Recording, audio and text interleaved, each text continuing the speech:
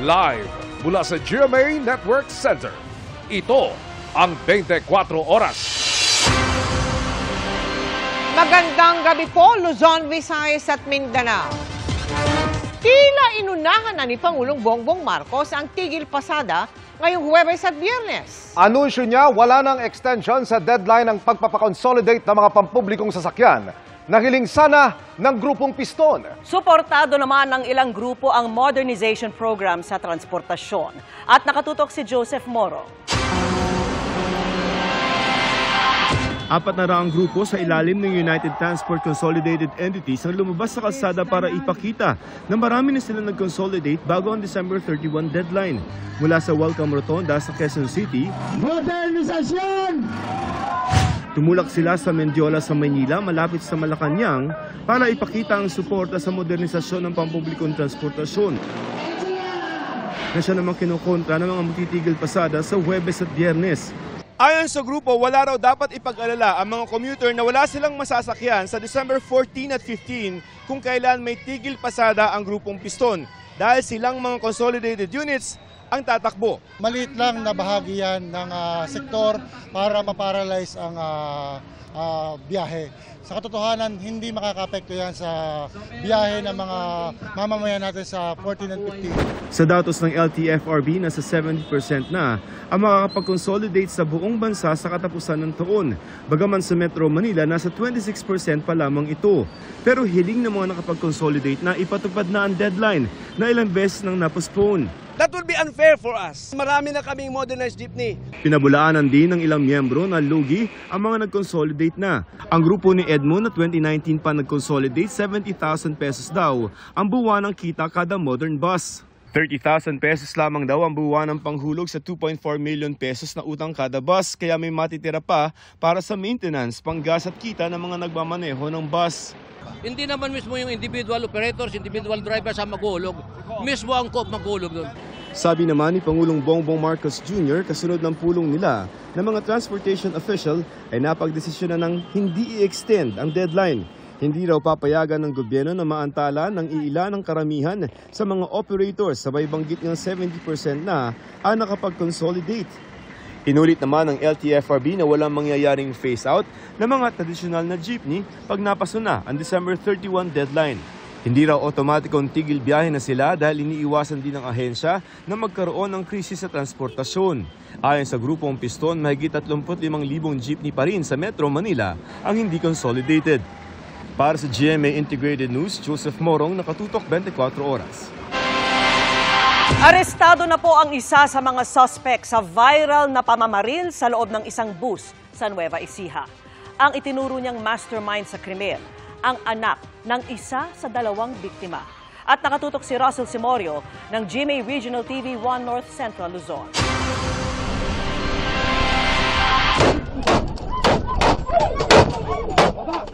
Ang pamamaril sa loob ng pampasaherong bus sa Nueva Ecija gumimbal sa mga nakapanood ng video na nag-viral. Ang mga biktima, isang babaeng negosyante at kanyang kasamang lalaki, binaril ng 2 salarin. Matapos ang halos isang buwan, ang isa sa mga gunman hawak na ng pulisya. Kinilala siyang si Alan De Los Santos na ayon sa PNP ay miyembro ng isang gun for hire group. Naaresto siya sa Dilasag, Aurora at na-recover sa kanya ang damit na camouflage na suot niya sa pamamaril. Sa extrajudicial confession ni De Los Santos, itinuro niya ang mismong anak ng babaeng negosyante na nag-utos sa kanilang isagawa ang krimen, kapalit ng tig 60,000 pesos. Base sa ating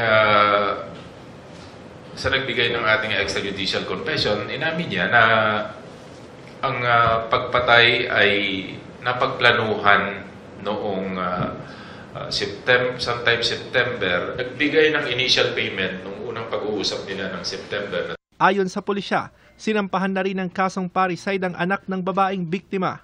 With regard doon sa anak, lumalabas siya na in-implicate siya doon sa case. Yung motibo na tinignan natin initially doon sa investigation, nung nag-start tayo sa investigation, ay yung filing ng robbery at saka carnapping case ng victim na babae doon sa sarili niyang anak. Nakakalungkot Kasi kadugo din namin eh. Kaya lang, ay gumawa siya ng krimen, dapat pagbayaran. Sinusubukan ng GMA Regional TV na makuhanan ng pahayag ang anak ng umano'y nag-utos sa krimen, pero hindi pa sumasagot ang kanyang kampo. Pero sa aming eksklusibong panayam noong November 25, nananawagan siya sa publiko na huwag siyang husgahan. Hiniling din niya noon ang mabilis na investigasyon sa kaso para sa ikadarakip sa mga pumatay sa kanyang ina. Sa ngayon, nagpapatuloy ang manhunt operation para sa pangalawang gunman na kinilala lamang sa alias na Umpak. Para sa GMA Integrated News, Russell Simorio ng GMA Regional TV 1 North Central Luzon, nakatutok 24 oras. Pamilya na ang hawakan ng mga sakit na tila sabay sa kaliwat ka ng Christmas party at family reunions. At hindi lang yan COVID-19 na tumaas naman sa 5-month high ayon sa datos ng Health Department. Nakatutok si Mark Salazar. Sa mga nagsisiksikang Christmas shoppers sa Divisoria kanina, may mga naka-face mask pa rin, pero mas maraming hindi na. Matagal nang hindi obligasyon mag-mask at ang health protocol ay personal choice na lang. Hindi naman po, nasasanay na tayo eh. Sa ilang pasyalan, wala ring bakas ng pag-aalala tulad sa masaya pero siksikang Christmas night market ng Baguio City nitong long weekend. Pero sa case bulletin ng Department of Health, may nakikitang trend sa COVID na nag-aalarma sa mga health professionals. 36% ang itinaas ng kaso sa buong bansa mula December 5 to 11 kumpara sa sinundang linggo. 1,821 na bagong COVID cases yan at pinakamataas sa nakalipas na mahigit 5 buwan. Pamilya na nga ang hawaan ng ilan. Tulad ng pamilya ni Dennis Trillo at Jeneline Mercado na may COVID ngayon. Maging si sparkle artist Lovely Abella nagba-birthday in isolation dahil may COVID. Sabi kasi tumataas daw ulit bilang. Hindi naman po natin may iwasan pero sa nakikita naman po natin ngayon marami ng tao parang hindi na po takot yung mga Pinoy sa COVID. At ikaw din, hindi na? Hindi na rin po. Ilang lokal na pamahalaan na rin na nag-aalala tulad sa Quezon City na naka-red status na. Last Friday nakakita tayo ng pagdoble ng kaso, no? Nasa 27 yung nirelease natin na average daily case, no? So, nagdabas tayo ng datos December 10, naging 28 na ito. Pero hindi pa naman daw hirap ang mga healthcare facility sa bansa. 10% daw na mas bumaba pa ang critical and severe cases ng COVID admissions. Obserbasyon din yan sa mga emergency room sa Quezon City. Ang maganda dito, more than 60% ay mild ang symptoms. And then mga nasa 30% yung mga asymptomatic. Tapos ang mga moderate ay nasa around 2% lang. So yung mas nakikita natin really more on mild symptoms. No? Gayunman, pwede itong makamatay sa mga may edad o sakitin. Hindi lang daw sa COVID dapat mag-ingat. Doon sa mga kababayan natin na may mga comorbidities, no? Yung mga senior citizen. Kailangan nito magdoble ingat sa panahon ngayon, ano? Kasi hindi lang naman COVID, no? May mga influenza-like illness tayo na mataas pa rin yung kaso natin ngayon na pwede nilang mahawa. Posible ring humihina na raw ang bisa ng mga bakuna, lalo kung matagal na. Bagamat hindi required, pinapayo lalo ngayon ang pagmamask sa mataong lugar at ang paghuhugas o pag-aalkohol ng kamay. Para sa GMA Integrated News, Mark Salazar, nakatutok 24 oras.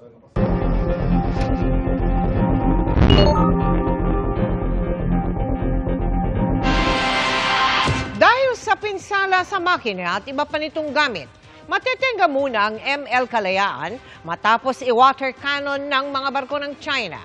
Ginagamit pa naman niya sa iba't ibang misyon bukod pa sa resupply. Nakatutok si Mari Zumali.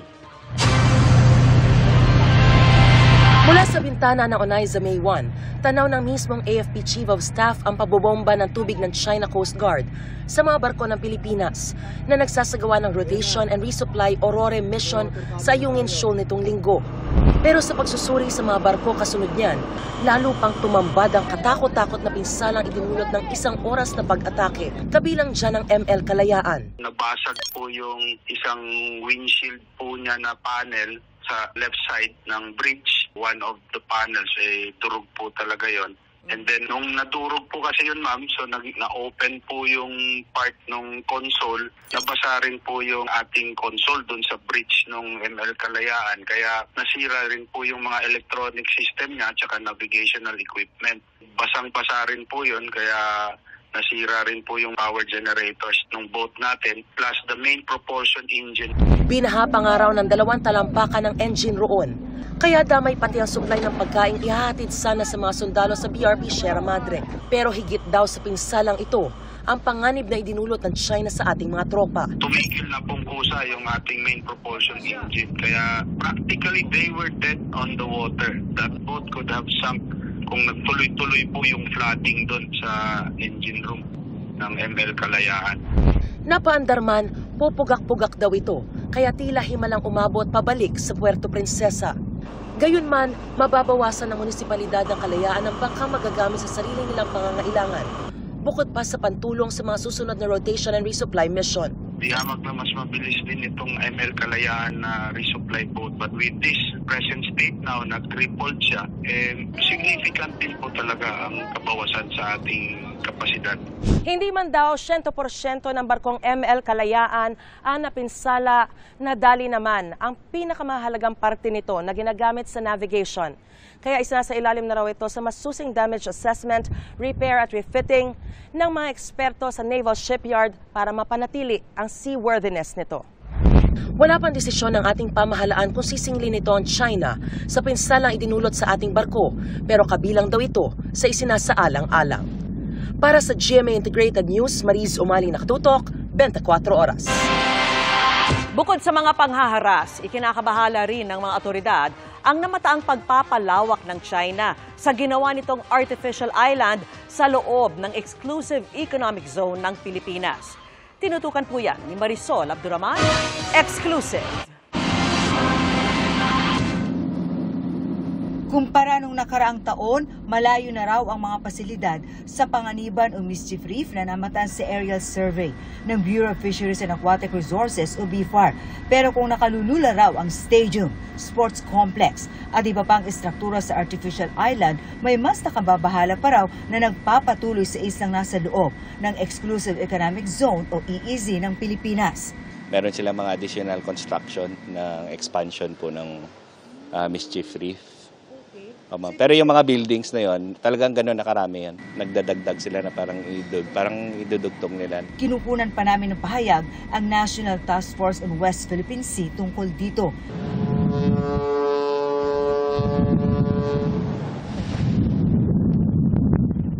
Ang pagiging agresibo ng China sa West Philippine Sea abot hanggang himpapawid na rin.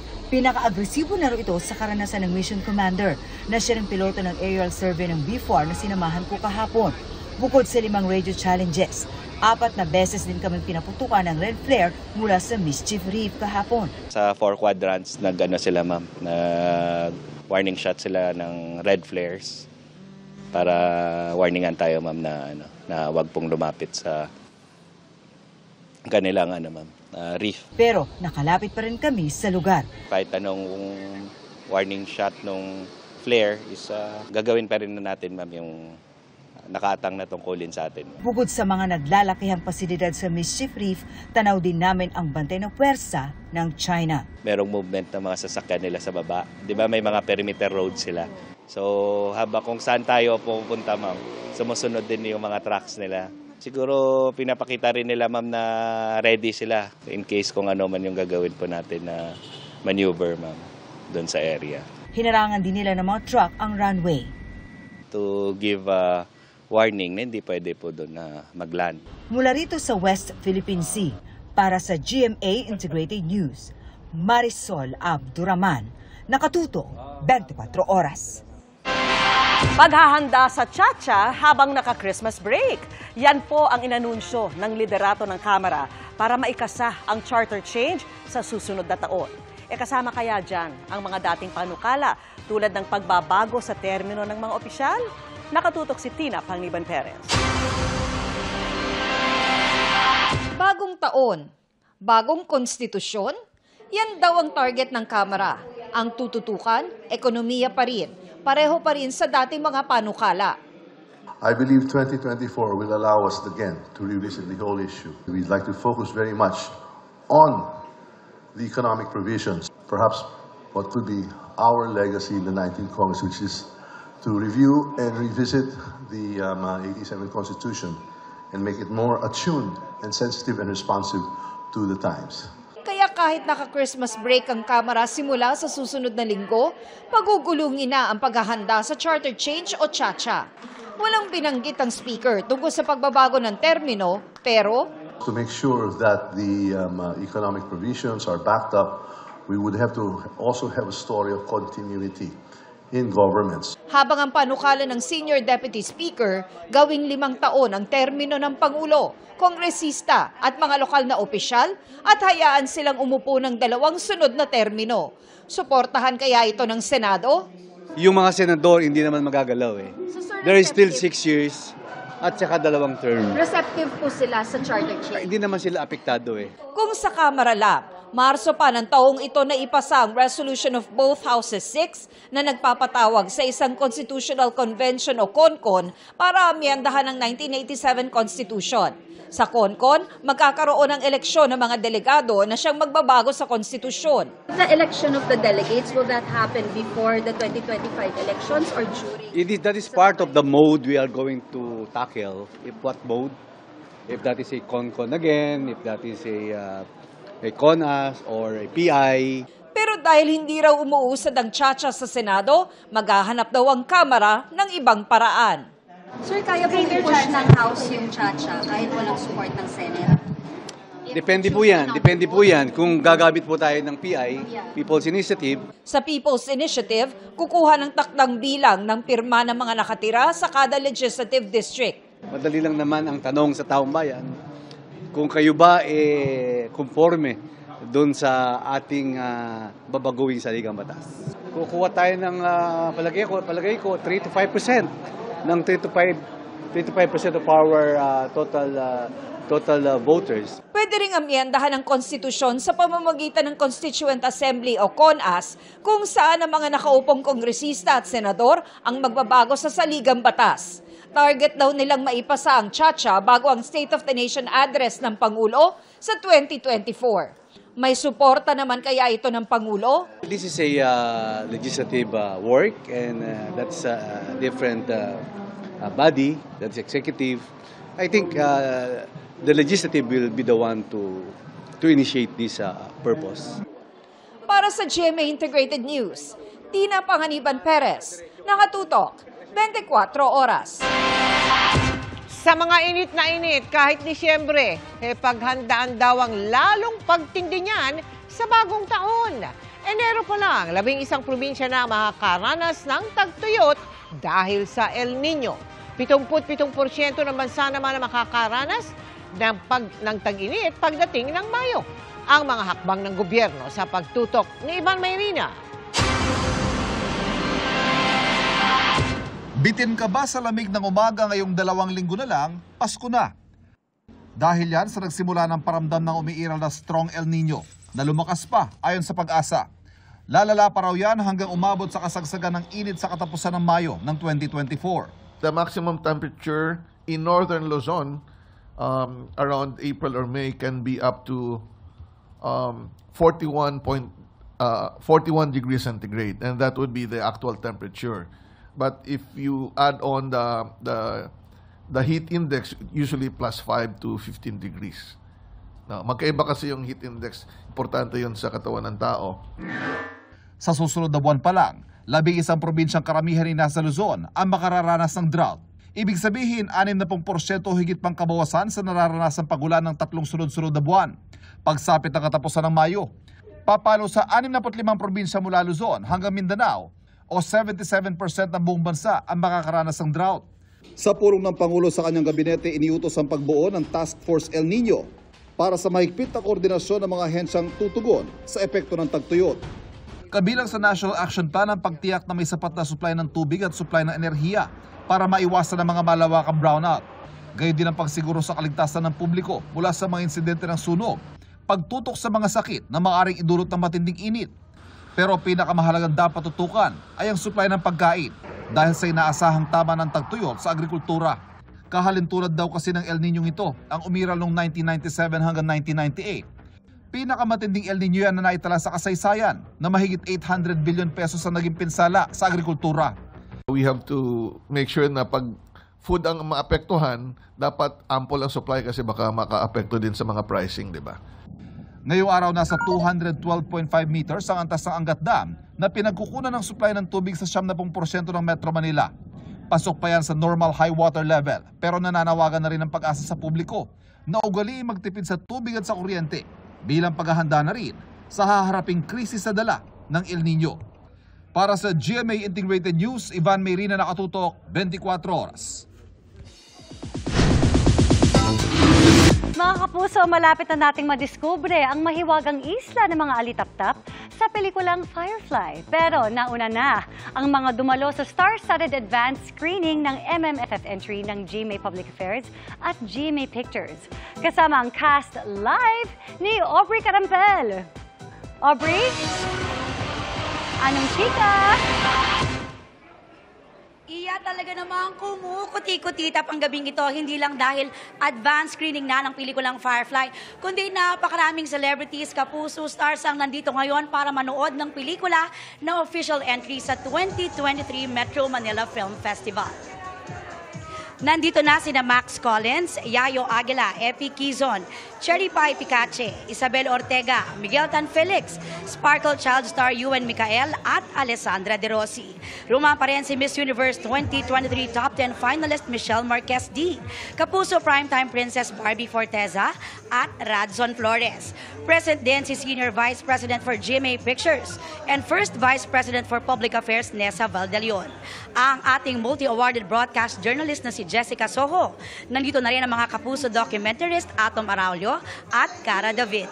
Ang Firefly ang biggest film of the year ng GMA Pictures and GMA Public Affairs. At tungkol ito sa kwento ng mag-inang Elay at Tonton, directed by Zig Dulay. At iya kung may pinaka-excited na mapanood ang pelikula, syempre walang iba kundi ang mga bida ng Firefly. At kasama ko sila ngayon, none other than Sparkle Child star Ewan Micael, Miguel Tan Felix, Isabel Ortega, and of course, ang napakahusay na aktres, Miss Alessandra De Rossi. Alex, super excited na mapanood ang Firefly. Yes, I am the mother of the child. Super excited ako, sobra. As in, pwede bang play na natin? Ganun? Ngayon na, pagkatapos nito. Pwede tapusin na natin to? Dadalian na natin. Miguel and Isabel, alam mo, first time mo, di ba? Yes, first movie, first time MFF, so sobrang excited ako finally. Mapapanood ko rin for the first time kaming lahat. Oo. Ang dami nagsasabi, naiyak daw sila, so ako, hindi ko pa alam kung ano na-expect ko sa loob. Pero excited ako. First time mo rin mapapanood? Yes, first time din. Ang dami daw naiyak sa first screening. Naku, baka mapaiyak na rin ako. May tissue ba kayo dyan? Oo naman, dala-dala namin, no? May sponsor tayo. Ewan, ikaw naman, anong gusto mong sabihin? Invite mo na sila. Ini-invite ko po kayong manood ng Firefly this December 25. Dalhin niyo po ang buong... Pangalan pa lang, tatak El Nido na. Ang Nido Soup na ang pangunahing sangkap ay laway ng ibong balin sa sayaw. Pero dahil kumukonti na po ang mga ibong ito, may mga ikinakasang hakbang ang lokal na pamahalaan. At nakatutok si Jonathan Andal. Hindi lamang kilala ang El Nido sa Palawan sa nagagandahang mga beach nito. Dito rin nanggagaling ang sangkap para sa tanyag na Nido Soup. Doon nga hinango ang pangalan ng lugar dahil ang El Nido hango sa salitang Espanyol na ang ibig sabihin the nest o pugad. Pangunahing hanap buhay kasi noon ng mga taga rito ang manguha sa mga kuweba ng pugad ng ibong balin sa sayaw na gawa sa laway ng naturang ibon. Ginagawa itong sabaw o Nido Soup na masustansya at makapagpapalakas pa raw ng metabolismo at resistensya. Pero kasunod ng pagyabong ng turismo rito, kumaunti na raw ang mga balin sa sayaw, pati na ang mga kainan na nag-aain ng Nido Soup. Pag naglakad ka rito sa town proper ng El Nido, karamihan sa mga makikita mo Western o Asian cuisine, gaya ng burger, pizza, pasta, gelato, Chinese, Japanese, Thai food. Pero halos wala kang makikita rito na nagsiserve ng pagkaing tatak El Nido, gaya ng Nido Soup. Kaya plano ng mayor ng El Nido bumuo ng technical working committee para tutukan ng problemang ito. Kailangan mapag-aralan bakit ito ay kumakaunti na lang. Kung paano maibalik ang balin sa sayaw, kailangan i-require sa mga restaurant na talagang kailangan mag-serve sila talaga ng nido soup sa mga guests. Ito ang talagang identity ng El Nido. Isa si Sharon sa mga restaurant owner na nagpaplanong ilagay sa kanilang menu ang nido soup. We're known for the seafoods actually. Pero dahil ako'y nasa El Nido, I want to be able to promote the balin sa sayaw or the nido soup. 3 lang ang ingredients ng authentic nido soup. Ang laway ng balin sa sayaw, itlog at cornstarch pampalapot. So ito na yung authentic nido soup. Gawa mismo dito sa El Nido. Ang nalalasahan mo lang dito, yung itlog mismo. Yes. At saka yung texture niya nung balin sa sayaw, para nga siyang gulaman. Pero may ilang environmentalist na tutol daw sa pagkuha ng pugad ng balin sa sayaw. Some people believe that you're taking away the nest. But there is parang a more consensuous way of doing it naman. Nitong nakaraang linggo lang ipinagdiwang ng El Nido ang Balin sa Sayaw Festival. Napapanahon daw ang pag-promote ng Balin sa Sayaw lalo't ngayong taon nalagpasan na ng El Nido ang dami ng mga turista noong bago magpandemya. Ang mga French nationals na ito tinakasan daw ang tagos sa butong lamig ngayon sa kanilang bansa. It's my place, it's more winter time. That's why the Philippines was a great idea. I heard about the lagoon, the lakes, the beautiful landscapes. So I just want to see that by my own eyes. Mula sa El Nido, Palawan, para sa GMA Integrated News, Jonathan Nandal, nakatutok, 24 oras.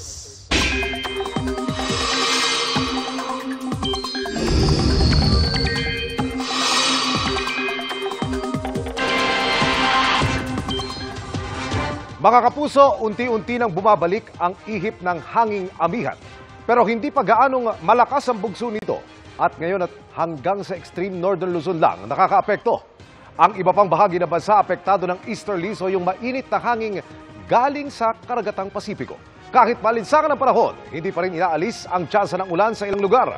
Base yan sa datos ng Metro Weather, kung saan halos maghapon ang ulan sa ilang bahagi ng Cagayan, Isabela at ilang lugar sa Cordillera. Gayun din sa Aurora, Quezon at Mindoro provinces.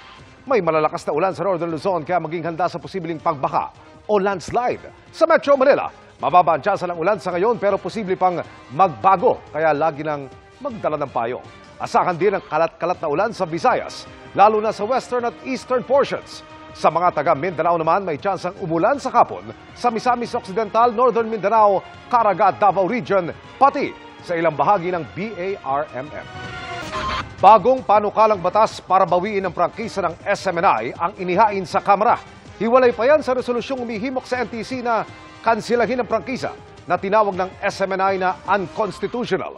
Nakatutok si Sandra Aguinaldo. Isang linggo matapos ma-cite in contempt at ipakulong sa batasang pambansa, pinalaya na ang mga SMNI hosts na sina Lorraine Badoy at ka Eric Celis para raw sa humanitarian reasons lalo't magpapasko. They're free to go. This is not a furlough. We've asked them already to we lifted their detention. And if they're needed in the future, we will just call them back. Sinabi naman po nila verbally sa akin na alam naman daw nila may pagkukulang sila. Kaya as far as I'm concerned, they're also both remorseful. No? Bago lumabas ay pinamedical exam muna sila, lalo't umiinom lang sila dahil sa ikinasang hunger strike habang nakakulong. Layaman, tuloy raw ang pagdinig ng komite sa sinasabing maling ulat ng dalawa tungkol sa umano'y travel expenses ni Speaker Martin Romualdez. May dagdag detalye namang isinapubliko kaugnay sa source ni Celis na binanggit sa komite. The Senate President has been informed about it. The person exists in the Senate. Siya ay source ni Eric at siya ay source ni Eric. So, pag ikaw dapat ang mag-deal dyan, ay ang Senado. Siya ho dapat ang mag-imbestiga. Kaugnay naman ang resolusyong inaprubahan ng House Committee on Legislative Franchises na humihimok sa National Telecommunications Commission o NTC na kansilahin ang prangkisa ng TV network, sabi ng SMNI. I believe that is unconstitutional. Kasi in the very first place, dapat may tinatawag na separation of the yung tinatawag na separation ng executive, legislative, and judiciary. Ang dahilan ng komite sa resolusyon, nilabag umuno ng SMNI ang terms of conditions ng prangkisa. Pero sabi ng SMNI, hindi pwedeng diktahan ng Kongreso ang NTC na nasa ilalim ng executive branch ng gobyerno. Sinikap namin kuna ng bagong pahayag ng NTC pero nauna na nitong sinabi na pag-aaralan nila ang resolusyon. Bukod sa resolusyon, may hiwalay pang panukalang batas na inihain para bawiin na ang prangkisa ng SMNI na nirefer na sa komite. The legal team of SMNI are ready to defend the franchise of SMNI. Para sa GMA Integrated News, Sandra Aguinaldo, nakatutok 24 oras. Buhay na buhay ang Paskong Pinoy sa tinaguriang Heritage Town ng Batangas. Bukod kasi sa plazang tinadtad ng ilaw, tampok din ang mga kakanin at iba pang native nilang pagkain. Tunghayan po natin yan sa live na pagtutok ni Denise Abante ng GMA Regional TV Balitang Southern Tagalog. Denise! Vicky, hindi na magkandamayaw ang mga mamamasyal dito sa Batangas sa iba't ibang nagagandahang pailaw sa iba't ibang bayan dito sa Batangas. Hindi pa huli riyan ang bayan ng Taal na tinaguriang Heritage Town of Batangas Province. Sa mismong bayan, bubungad na sayo ang makukulay na pailaw sa kalsada. Perfect selfie spot ang Tunnel of Lights, pati ang makukulay na electric tulip sa harap ng Eskwela Pia. Kumikinang din ang nasa 40 talambakang Christmas tree na pinalamutian ng mga bulaklak at malalaking insekto. Tampok din sa lugar ang Christmas art na halaw ang disenyo sa pamosong Burdang Taal. Ayon sa Taal LGU, umaabot sa 20,000 mga bisita ang pumapasyal sa pailaw gabi-gabi. Hindi lang kasi mata ang mabubusog sa lugar, dahil literal ding mabubusog din sa iba't ibang street food. Nariyan ang pinagmamalaking kalamay itim ng Taal, empanada, longganisa at syempre ang tapa.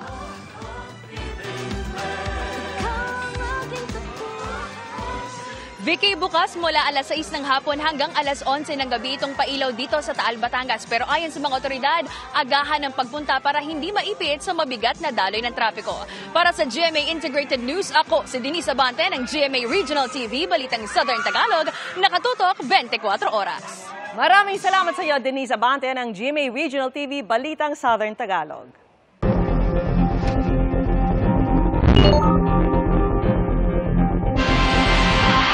Ipinatawag ng Department of Foreign Affairs ang ambassador ng China para kondenahin ang magkakasunod na pangaharas sa mga barko ng Pilipinas sa West Philippine Sea.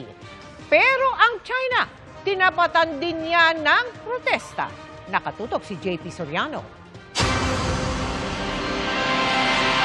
Ang mapanganib na aksyon na ito ng China Coast Guard noong linggo sa isinagawang rotation and resupply mission ng Pilipinas sa Ayungin Shoal. Ang dahilan kung bakit ipinatawag si Chinese Ambassador to the Philippines, Wang Xilian, sa kanyang pagharap kay Foreign Affairs Undersecretary Teresa Lazaro. Ayon sa DFA, diretsahan daw sinabihan si Wang na ipinoprotesta ito ng Pilipinas. DFA Undersecretary Maria Teresa P. Lazaro verbally delivered the protests against the Chinese dangerous maneuvers that led to collusion, illegal shadowing, and undue use of water cannons against the rotation and resupply mission undertaken by the Philippines and the Ayungin Shoal for the Philippine government detachment in the PRP Sierra Madre.